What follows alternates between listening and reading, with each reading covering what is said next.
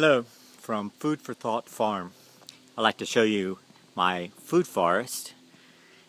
I have a swale that I put in last winter, so this is the second spring for the food forest. Not as much diversity as I would like, but we're working on it. And I'd like to play a game with you. I'm going to show you some of the plants. I'm going to tell you what I think they are, and you can tell me where I'm wrong, or offer some suggestions. And together we'll learn these plants, because if you're growing a food forest, well, it's not like cultivated rows where we start over every year. We have to deal with what's there, and we have to know what's there. If we know what's there, then we can make judgments as to whether we should keep it or whether we should get rid of it, chop and drop. What I have in front of me right here, we'll call, how's this? Number 1. That would be Bleeding Heart Amaranth. I seeded that last year for the chickens as forage crop. And it just self-seeds and finds where it wants to go. Apparently some insect really likes it too. I haven't actually seen the insect. But it comes up. Well, that's something else. Hey, that's number 2. Do we give it a number 2? This plant here is coming up with some sprouts along the base of its leaves. It's alternate. I don't know what it is really. So it's number 2.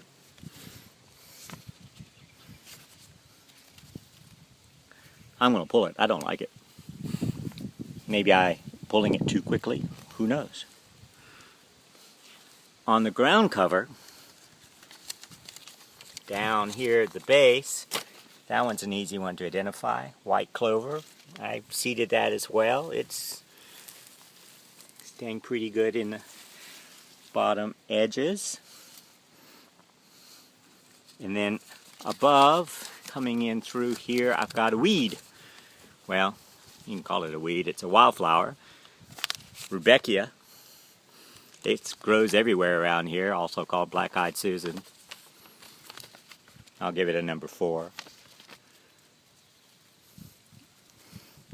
Show you the alternating branches, the very pointy, fuzzy. You can even hear it. Where are we now? This plant, we've got a bulb, and that is my chives. I have clumps of chives here.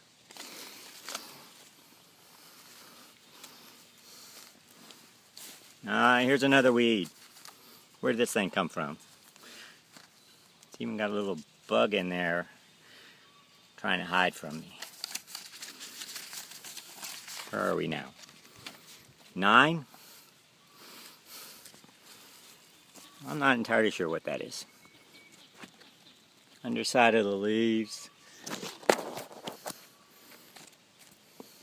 But it's a fast grower. It's just popped up into the garden just now. Down along the ground we've got a little seedling. I know what this thing is. You've got several of them. Those are Peruvian 5 o'clocks, I think. And they pop up and cast a lot of seeds and self-seed, and I try to get rid of the seeds because you can only have so many Peruvian 5 o'clocks. More amaranth and chives. Now we get into the big backbone plant of the whole food forest. Let me get back a little bit so you can see it. I started these things from root cuttings and shoots last year, and they have done really, really well. They're mimosa trees. Maybe I'll show you some pink puffball flowers coming from them. They're great forage. The goats and the rabbits really love them. And they're nitrogen fixers. Okay, not really great nitrogen fixers, but since they're free and they self-seed everywhere, they're great for me.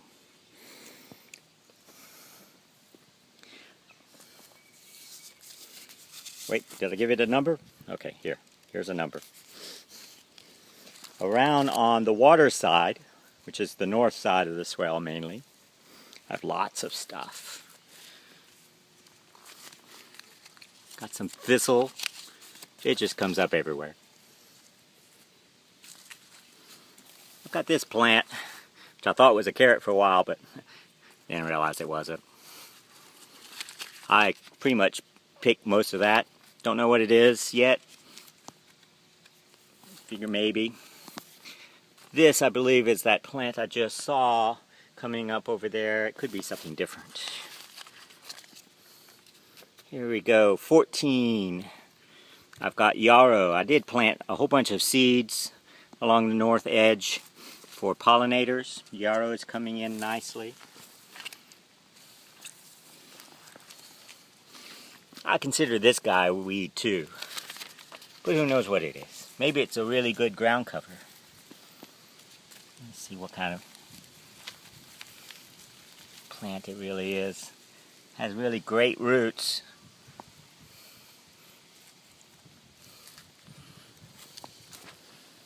And at first I thought this was a fennel plant, but no, it's not a fennel plant. It's another flowering. We've got some bugs on it, and it's about to flower. Let me skip ahead. Look, it's flowering. So it's a nice, pretty plant. And maybe the insects like it. Maybe it pollinates. It's not as much pollen as the fennels and the carrots that I have planted in here. Did I give it a number? Here, 16. This one does have a lot of pollen. Most of y'all are probably allergic to it. I know it's in the aster family. I've been calling it dogbane or fleabane, but it could be something else.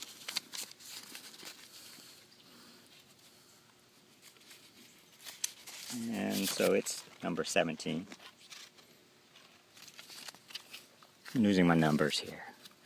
It's a great system when you have 5 hands. And then these are coming, about to bloom. More bulbs. I've got